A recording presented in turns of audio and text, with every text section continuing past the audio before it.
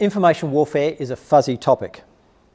Many information warfare professionals may disagree with that, as they each have a clear understanding of their own roles. From personal experience, not always the case.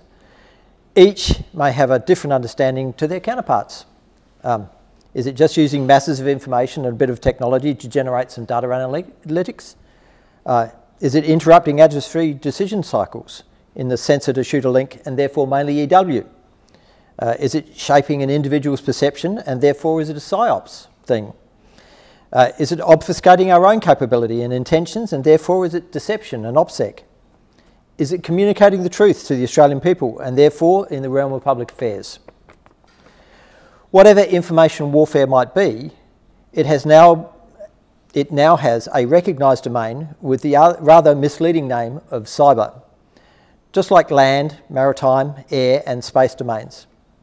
The US has even recognised information as a warfighting function alongside C2, intelligence, fires, movement and manoeuvre, protection and sustainment. Whether we accept it or not, the Australian Army and our operations are present in the information domain. We must understand it to fight and win. Welcome to the 2nd Australian Division's last Tuesday of the month PME. I'm your host, Major Christopher Millhouse.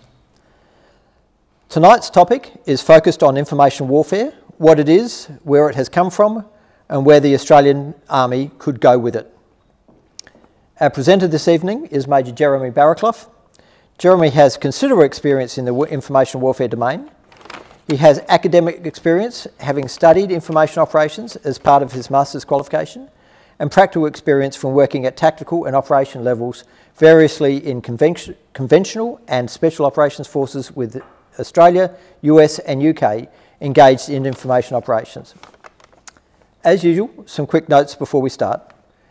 This is part of the Cove Talk series recorded on the 30th of July 2024. All information is deliberately presented at the unclass level. Views presented are those of the individual presenting them, Major Barraclough, and not the official positions of the Australian Army, Department of Defence or the Australian Government. Lastly, thanks to the program partners, the Cove, the Australian Army Research Centre and Randwick Barracks Officers Mess. Please subscribe to the social media for more PME.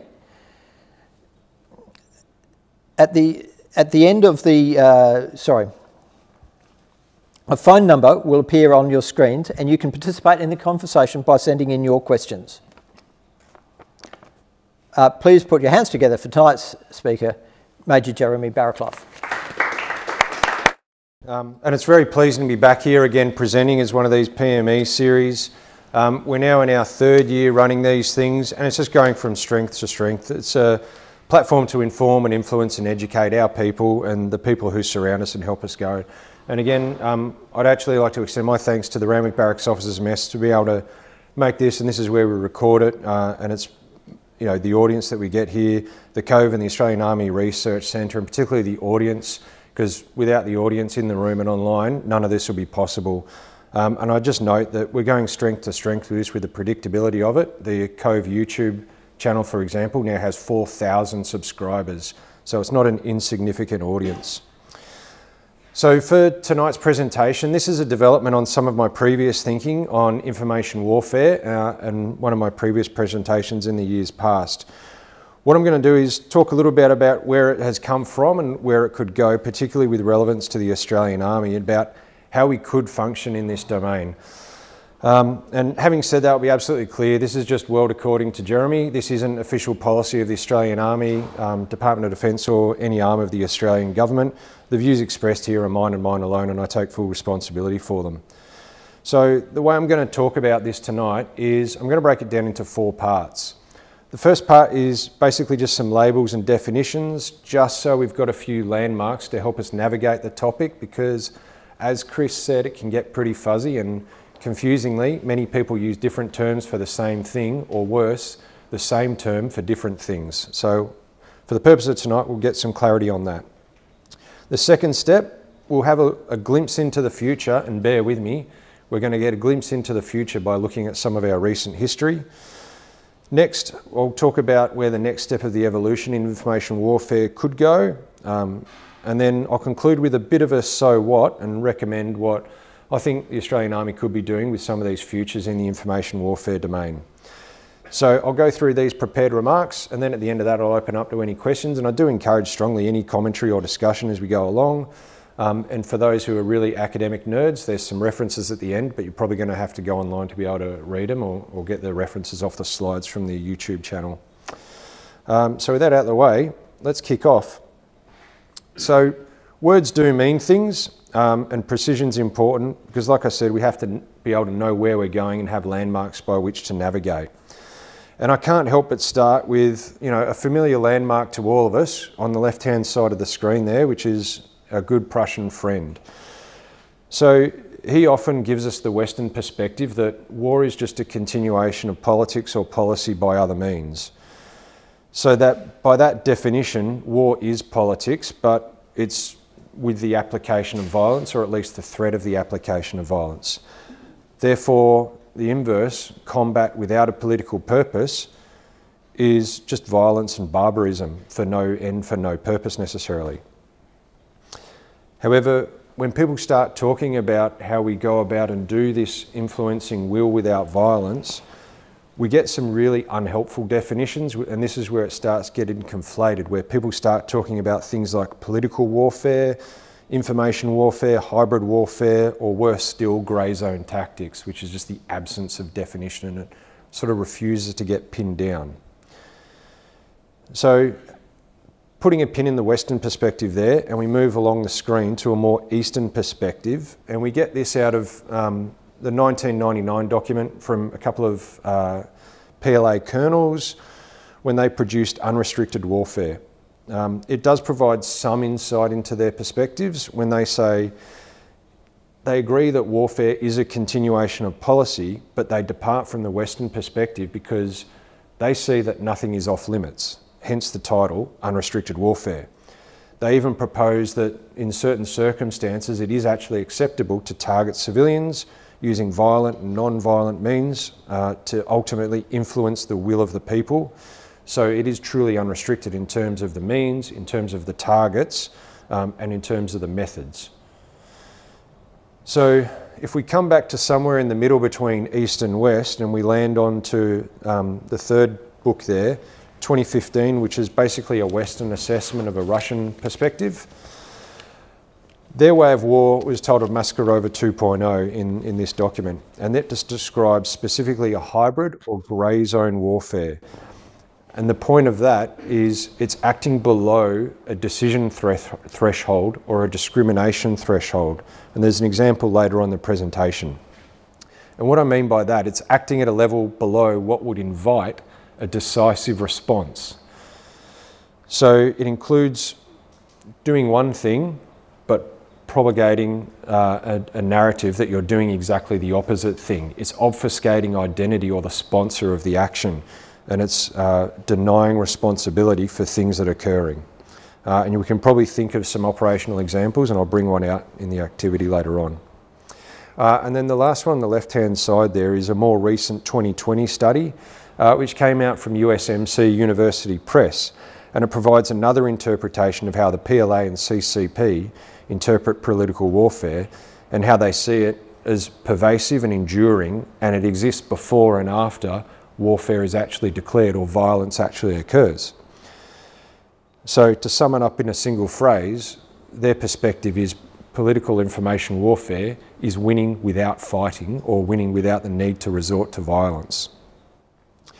So what's the point of going through that? Well, we can draw out a couple of key distinctions there, and the key one that jumps out to me is that each of those cultural groups, they have different criteria assigned against what we would pin as information warfare or indeed warfare. So there's different definitions of what warfare is before we even get to the methods we use to actually wage that war. Well, so it shouldn't be so surprising that different cultures apply different meaning to things, right? Otherwise it would be a single monoculture for the whole globe. But different interpretations give different meaning. So what we need to do is we need to sort of, for the purpose of this thing, is just actually try and arrive at a suitable definition, and then we'll move on to the interesting stuff. So to get around the absence and clarity, what we're just going to focus on here is, we'll remember first up at the top of the screen there that warfare is politics, and let's keep that above or at strategy. And then when we go and execute operations, operations are the servant of strategy, and tactics is just simply the means to execute those operations. And also, importantly for us, let's recall that warfare is executed or carried out to force a political decision, and effectively it's to impose the will of one combatant on another. And then if we keep that frame of reference in mind, we can just append information to each of those, and then we can make some further sense and landmarks by which to navigate the topic. So information warfare is simply the use of information It's simply the use of information to impose the will on another, and it may or may not include violence. And an information strategy considers and aligns the ends, ways and means in which to achieve that political end state, or the war's end state, the desired end state. And information operations just arrange those actions meaningfully across the domains and across time, and information tactics just describes those discrete actions that come about to deliver some sort of on the ground, or in your real space, some sort of substantial decision at the smallest scale. So with those definitions out the way, much of the remainder of this presentation is going to focus at the level of information warfare, but there will be a couple of examples that go down for strategy, operations and tactics. Now with that definitions out the way, we can now move on to something a bit more interesting and have a look at some glimpses into our possible futures. So at the nation-state level of war, we can have a look at what's probably to come by looking in our recent history. Military displays, demonstrations and feints by posturing of the PLA Navy and the PLA Air Force in establishing air and interdiction zones and reporting zones, and even firing of missiles from their rocket forces, were deliberately done to interrupt freedom of navigation and contest the sovereignty around Taiwan, effectively and arguably to erode the will of the Taiwanese people to resist, probably what they want to convey as an inevitability. And if you don't doubt that these things occur, that's a screen grab from a newspaper from exactly what happened when the CCP carried out these actions in response to Speaker Pelosi's visit to Taiwan back in August of 2022. And effectively what they're trying to build there in this information warfare domain is their narrative of one China under Beijing that attempts to minimise and delete any sort of Taiwanese autonomy. And what that's effectively doing is it's just deleting or attempting to obfuscate or hide the whole history of a CCP and KMT civil war that effectively paused back in 1950. It could be regarded as a stale conflict, but there's still plenty of flare-ups. Taiwan has been shelled by the PLA several times in its history, and cutting off and isolating through interdiction zones isn't necessarily a friendly act. So what's happened in the graphic there, it's actually nothing new. And because it's nothing new, it's probably going to be more of the same in the future. What is a little bit different though is diplomatically the CCP ambassadors, not just in Australia but worldwide, they're speaking the same message oftenly. And they're attempting to impose their narrative. And if you recall at our own press club in Canberra, in 2022 they warned of potential consequences by using phrases such as, there is no room for compromise on this issue. And then when questioned by the reporters in the room and others, it was like, well, what of the Taiwanese people who do not agree with your worldview? Is that they were quite unrestrained in their language, saying, hey, well, when there's no room for compromise, they openly suggested use of force to seize Taiwan and openly suggested that would re-educate the Taiwanese people. So effectively what they're doing is the CCP are using all their possible options, military in all domains, in the information domain and diplomatically as well, to fabricate this alternative reality that there is no conflict and it is all just part of the one thing.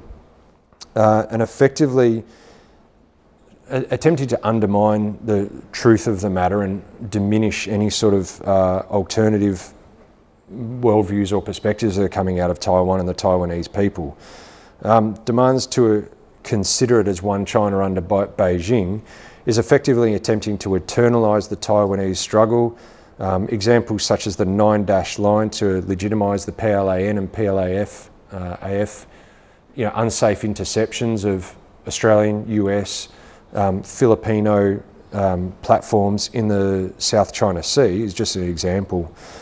And their penetration of this sort of alternative reality into our language is when we see the CCP terms such as reunification come up in conversation, because that is exactly the message that they want to penetrate through.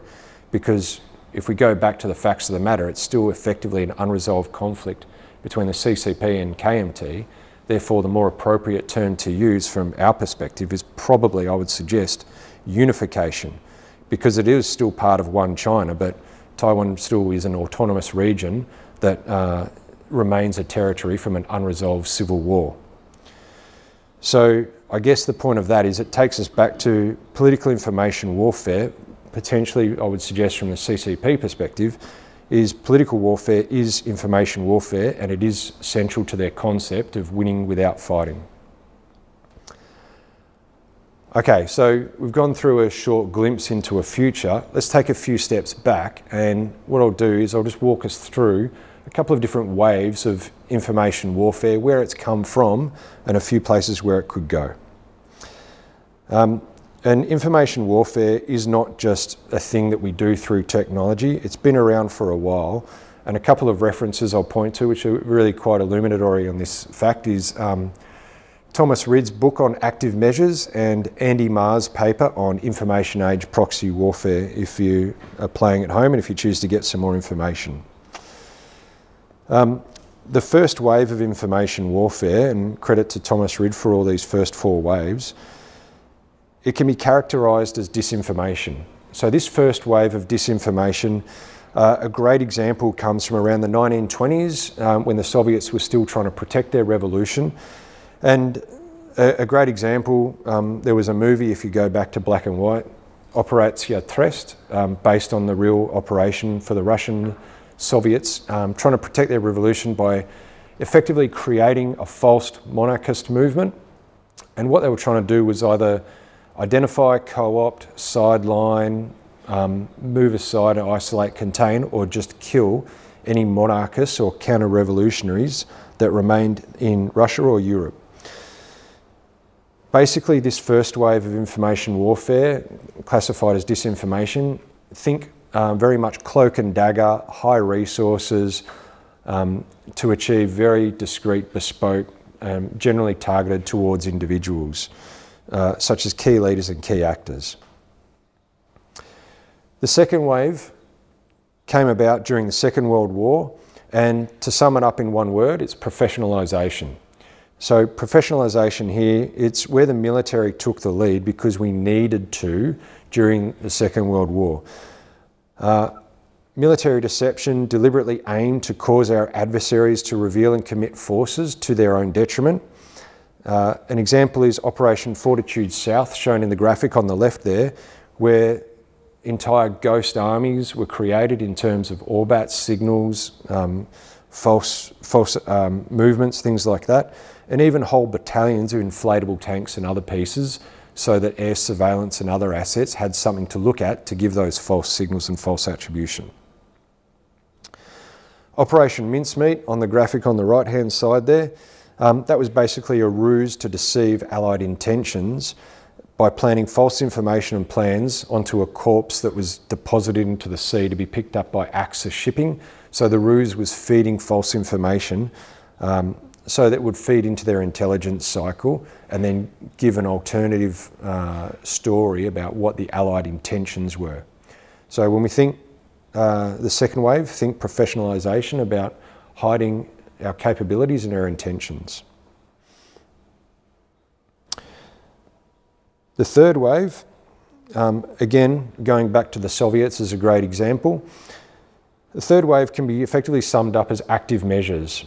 So what I mean by active measures here, is basically it's communicating one thing while doing exactly the opposite. And the two graphics we've got up there is the one on the left-hand side is when the Russians first went into Kabul, and that was the message that they wanted to get out. And the second one, I believe it was in 1991, when the Soviets intervened into Lithuania, and this was one of the images that they did not want to get out. So the Soviet interventions, typically they included the early seizure of radio and television broadcast towers, and what they were trying to do is effectively ensure that the only messages that were getting out was ones that they either created or ones that were favourable to their message. And this was despite any sort of reality on the ground between Soviet militias and any other patriotic forces or patriotic protesters that were resisting those militias. In the fourth wave, the firehose of falsehoods, it does not seek to create alternative realities, or sorry, alternative narratives like active measures did. Instead, it attempts to create alternative realities. So what I mean is, in this wave, the actors are actually attacking the information domain itself, not the targets within it. So what do I mean by this? Well, they leverage traditional media as well as new media of the cyber domain like social media and feeding that rapacious information cycle. And as they do it, it tends to pretend to be multi-channel as well as multi-source. So this is where you might see a small report get fed into the system and it gets amplified by a bot army, and then it appears to be, through inauthentic behaviour, multiple sources conveying the same information. So by repeating and by promoting the high volume and often competing and contradictory narratives, the attribution of those messages is often obfuscated, and all the messages are always amplified because you have the reactionaries on either side to each of those comments deliberately being inflammatory just to create noise and confusion around the information that it is coming out. So what's the outcome? Well, you look at any depressed teenager on their social media, is they just get overcome for information and also emotion. And they just become completely overwhelmed. Target audiences effectively become confused into inaction, or they're just undecided, or it's very difficult to find the right way to go. So what that means is they might act inappropriately, or worse still, not act at all.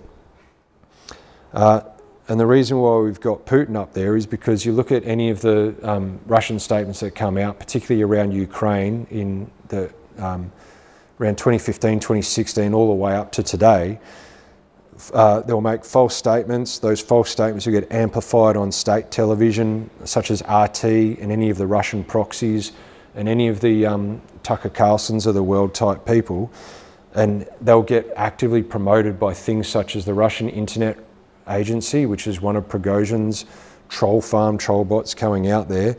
And they just pump out conflicting, contradictory, inflammatory information all the time to confuse, obfuscate, and just create noise so that they are not seen as the actors in there, and just flood it. And Matthew Sussex provided a very colourful term for that, but we'll just leave it as the firehose of falsehoods for our purposes. So an example of it is in 2014, just before the Crimean annexation by Russia, they began their firehose of falsehood quite gently and quite benignly by just buying billboard space, as you see on the graphic on the side there. And that was just inside Crimea and inside Ukraine, promoting Ukraine as a Nazi state, as alternatively it should be a Russian state, as according to the billboard there.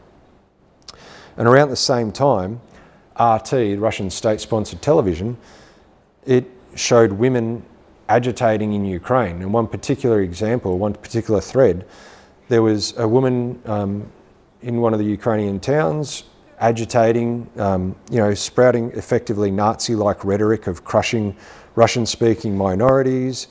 Another video that was released shortly later was a mother grieving her dead son from the conflict. And then another was, pleading for Putin to intervene and send in the troops to protect that Russian diaspora.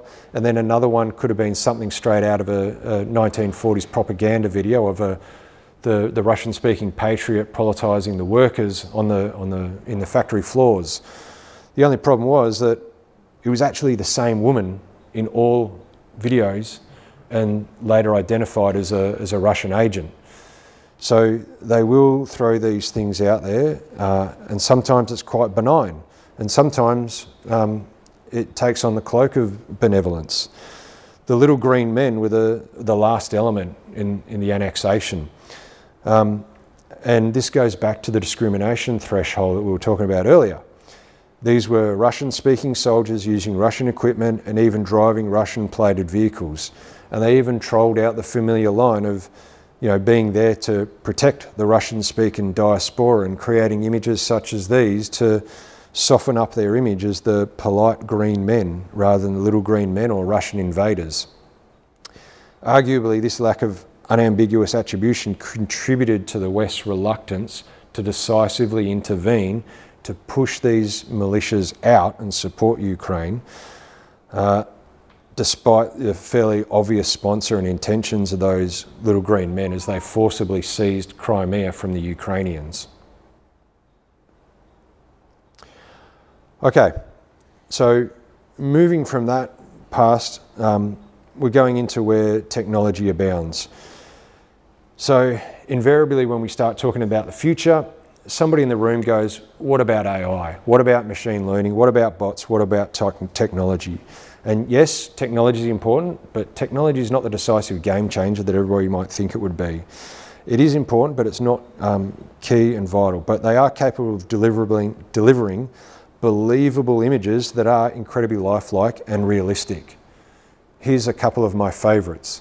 If you remember the Pope in a Parka, when ChatGPT and their image AI started coming out, we started getting some viral images like this, and just that is absolutely an AI-generated images, and the credits are in the references.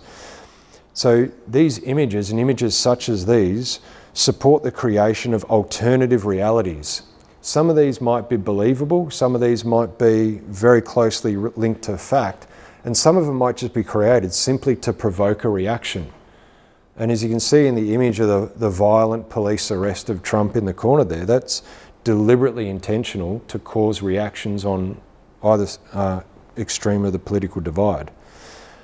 And recall that the very purpose of it is just to insert all the alternative facts and attempt to stitch together a completely different reality for which people can fall down the rabbit hole. So these new tools, coupled with bots, enable a significant and apparent increase in inauthentic behaviour online. So much so that social media companies such as Facebook have now had to dedicate whole teams to remove inauthentic behaviour from bots and those sorts of things. And again, this is some of the risks when companies such as Twitter or X decide to defund those parts of their capability. And coordinated inauthentic behaviour by advanced persistent threats such as APT40 that was called out recently by Australia, Canada and New Zealand. They do include the use of AI-generated profile photos and background content to appear like a real user. So people are going online thinking they are interacting with real people, but they are just chatbots, and they're slowly inserting, inspiring, including inciting and igniting reactions in the real world as they insert these falsehoods.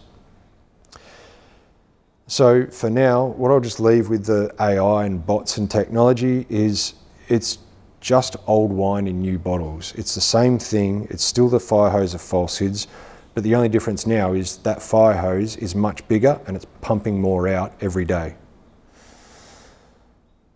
So putting this all together and building on it, we're kind of getting to where I want to go, which is the fifth wave of information warfare, which goes a little bit beyond what Rid was saying.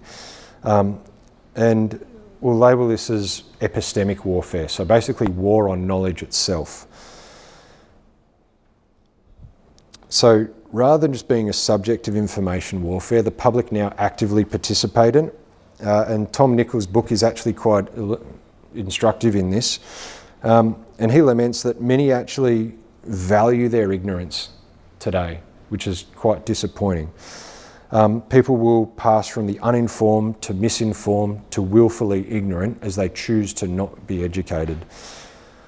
Ironically, the reason why they're doing it is because of the overabundance and the easy access through Google or Facebook or other unreliable internet resources. And the internet allows us more access to more information than any other time in our history. So individuals feel more confident because they have the information in their pocket, not in their head. And malign cyber actors can leverage this information through coordinated, inauthentic behaviour intended to misinform and manipulate populations, and they can subvert and agitate remotely rather than have to be there directly. They can do it from a distance. They can recruit newcomers through echo chambers of misinformation. Some of them will be state actors, such as on the left, and some will be self-interested, such as on the right. Others, again, will be just useful idiots, unwittingly parroting alternative realities that are suitable to our adversaries, and effectively I'll put them in the bucket of tinfoil hat wearers. Some vulnerable individuals may be influenced to believe absolute utter nonsense, such as conspiracy theories of deep state warfare or shadow wars or other sorts of nonsense, and they will fall down this rabbit hole and they will perpetuate their own sinking to these depths.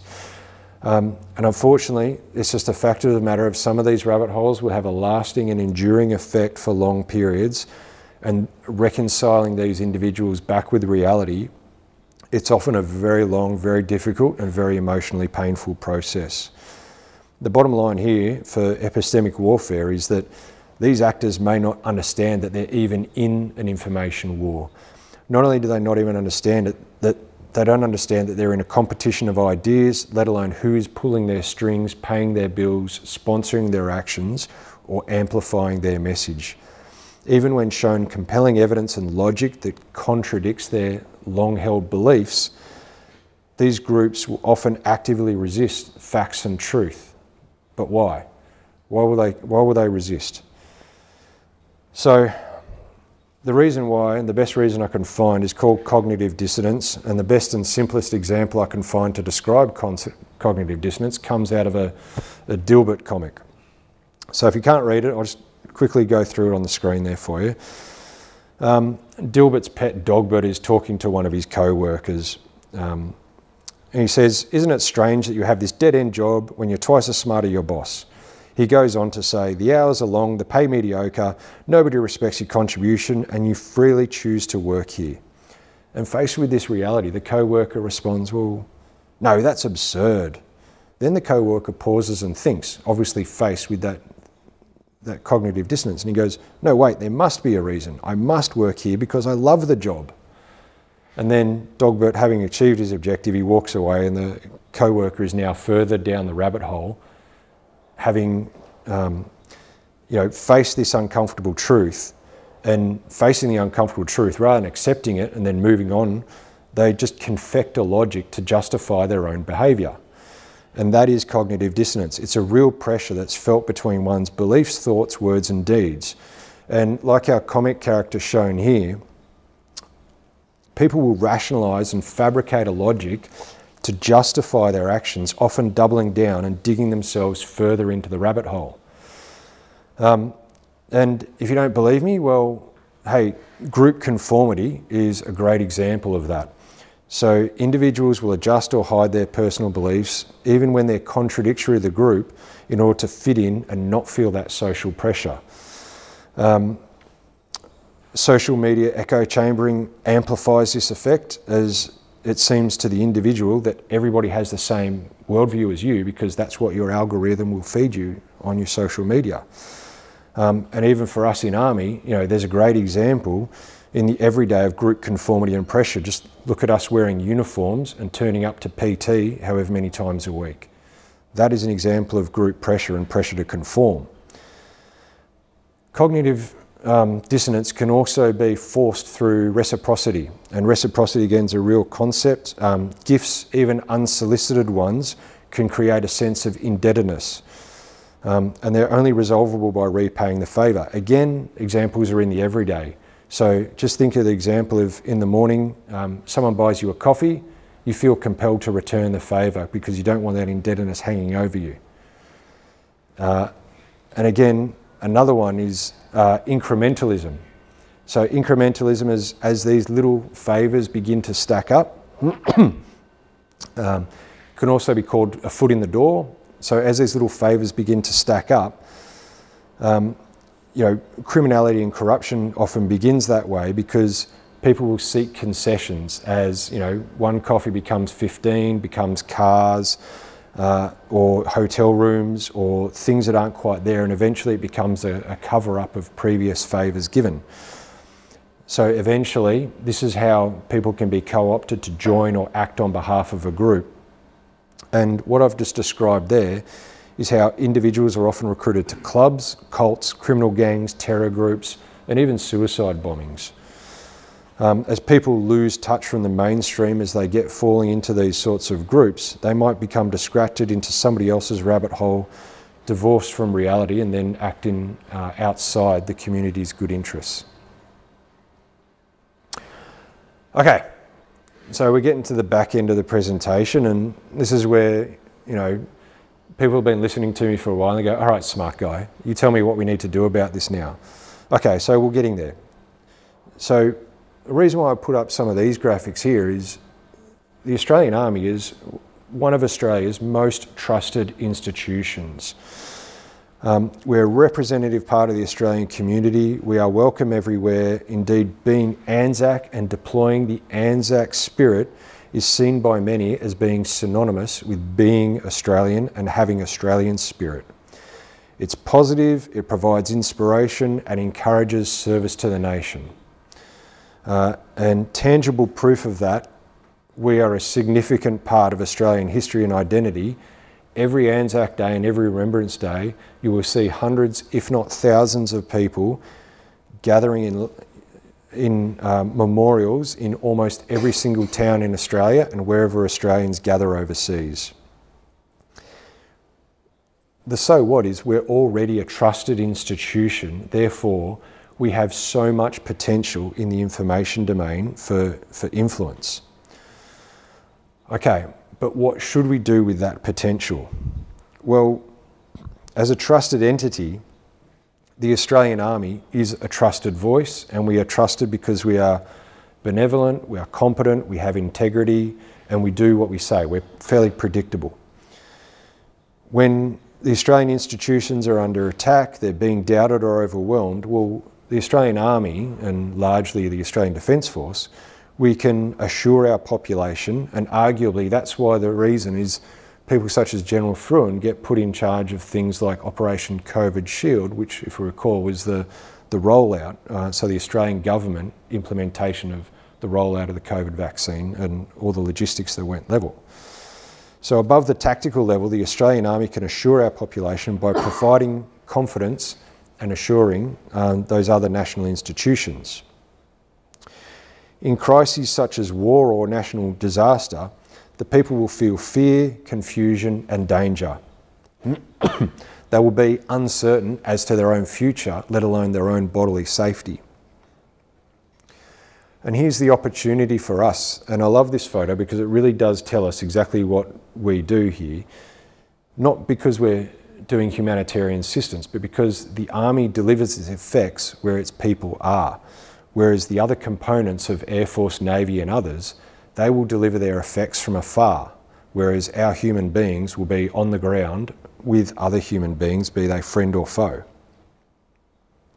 This provides us a great opportunity for information warfare or information actions at the tactical level. And we can do these actions simply by coherently combining our words and actions. Our words and deeds, if they're coherent, they are quite strong. So we do this when we provide humanitarian aid and support to the civilian communities and provide security to enhance civil authorities as we secure, protect or defend those directed objectives that we're given. Yet perhaps there's more opportunity to tell these stories better rather than just doing these things. And we can probably tell our stories more often, more abundantly, and with more depth. This way we can help keep local audiences focused and also have them tell our stories with us or on our behalf. Additionally, our people are perfectly capable of communicating nationally and at state level. It has been done before several times. And we can speak with authority and with clarity on actions of tactical formations at the division, brigade, unit and subunit levels. We've proven this time and time again in times of floods, bushfires and pandemic. This can keep the national audiences assured as well as local audiences informed and assisted. And as I said earlier, regardless of whether we like it or not, or whether we accept it or not, we all have a presence on the information domain. The Australian Army already acts in the information domain, whether we accept that or not. We need to tell our stories and we need to narrate our own deeds with our own voices. By inserting facts and reality, the Army, as a nationally entrusted institution, can contribute to the information warfare at the tactical level. If we don't tell our story, we're effectively ceding that ground to others who would seek to fill it with alternative realities. Alternative narratives and ideas can be weapons with very real effects. And this is what I mean when, if we cede this or we let it go, we will lose that ground, much as the USMC did in the first Battle of Fallujah when they were going through. On 7th of April 2004, a great example sticks out for me is the USMC contingent at Abdulaziz al-Samari Mosque were accused of effectively bombing 40 civilians deliberately and then killing them through a deliberate airstrike. Later, as the reporting went through, that number increased, the amount of airstrikes increased, and the violence of the Marines increased according to the story. Many of those stories still persist today, despite it never happened. And the record on many of those sites still has never been corrected. What actually happened is, during the battle, a small contingent of Marines found themselves under fire from insurgents in a firing position from the mosque. The Marines, being a highly disciplined force, decided to target the enemy to minimise casualties, initially with a air-launched missile, but the commander on the ground couldn't guarantee the effectiveness of it, and they couldn't guarantee the accuracy. So instead, they made the bold and disciplined decision to put their own infantry forces at risk to go and clear the mosque, by an infantry clearance going through. The only bomb that was actually dropped was an air munition to provide a breach access on the wall, and that was a deliberate decision by the commander not to bomb the mosque, but to put his own forces at risk to preserve the sanctity of that holy place. However, that's not what made it through the story. In reality, the Marines entered through that breach that was just made from the airstrike that dropped the wall. And when they did get through, eventually they found evidence of firing positions, some insurgent evidence of wounded that had evacuated, and then nothing more. And all this was recorded on live aerial surveillance feeds and also in command post records. However, the Marines had no pathway to tell their side of the story in a window of relevance. So what happened was insurgents, sympathisers and their useful idiots ended up spreading an alternative reality that was completely fabricated and embellished at each and every step.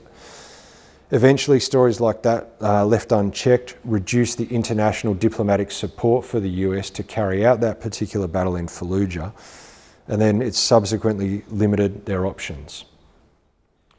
Okay, so that was 20 years ago now. So imagine now, with the immediacy of internet-connected devices, every single person is an actor on the information warfare battlefield.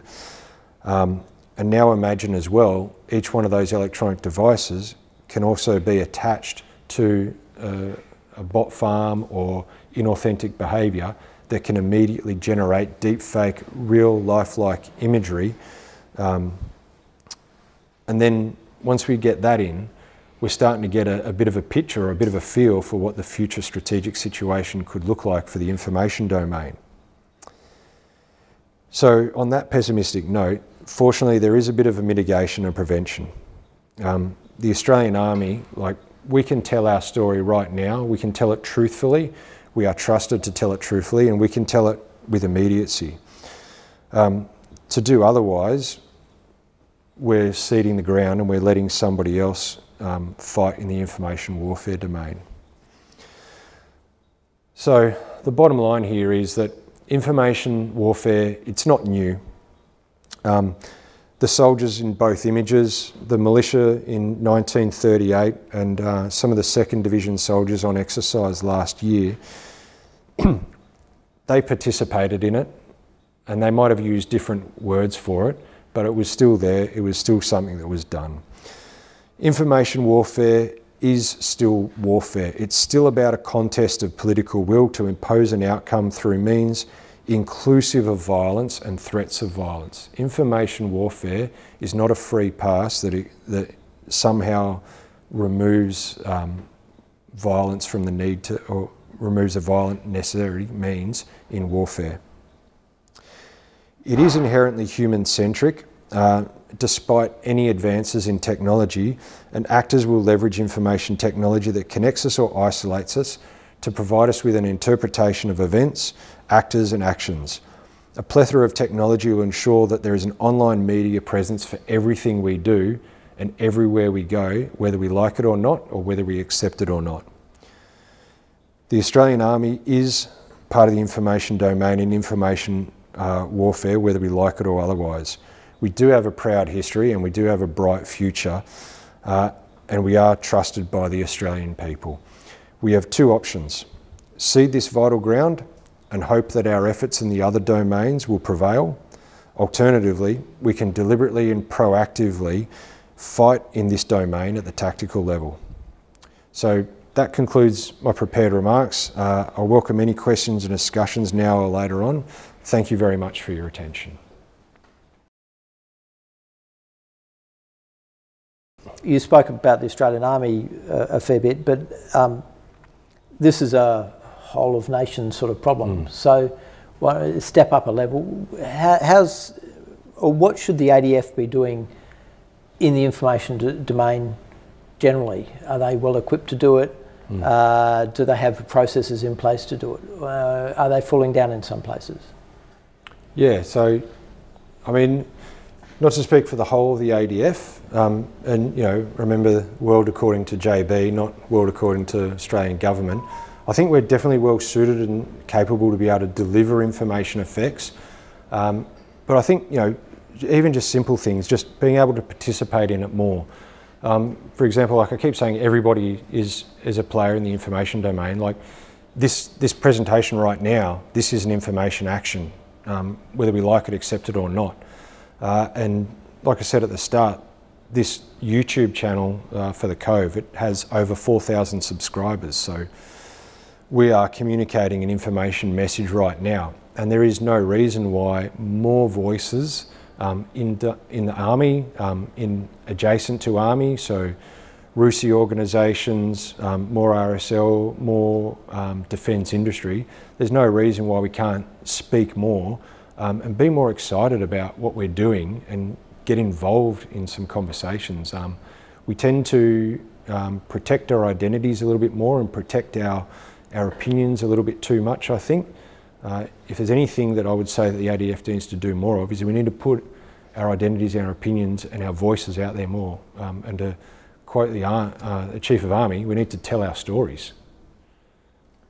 Okay, so I have a question online from it's from Jim, who's a non-defence member watching on YouTube. Outstanding. Okay, and he says perhaps a force structure oriented question. 3 months ago, the Strategic Support Force branch of the PLA was split into 3 service arms, including the newly established Information Support Force, which is a strategic level command responsible for INT, EW and information operations.